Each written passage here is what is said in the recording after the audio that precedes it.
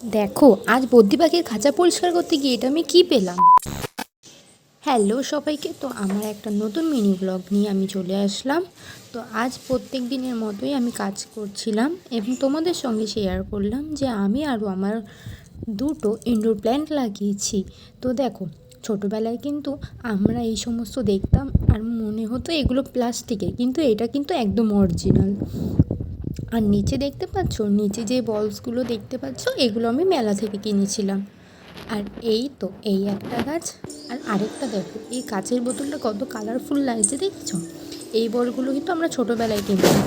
এই তো সব কাজের মধ্যে দিয়ে বদ্রি পাখির খাঁচা পরিষ্কার করতে গেছিলাম, আর খাঁচা পরিষ্কার করতে গিয়ে দেখি তারা 3টে ডিম পেড়েছে। আর আমি তো পুরো সারপ্রাইজ হয়ে গেছি তাদের ডিমগুলো দেখে।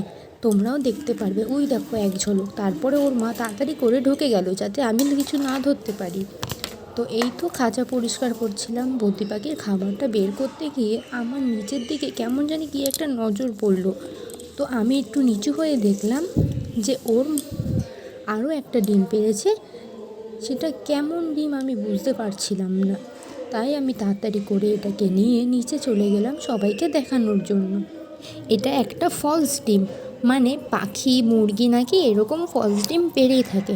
বাবা, আমি তো ভয় পেয়ে গেছিলাম, তাই এটাকে দেখে মনে মনে কী না কি চিন্তা করে নিয়েছিলাম। তারপর বললাম যে এটা একটা ফলস ডিম, তাই এটা এখানে রেখে দিলাম। কর্মশাইকে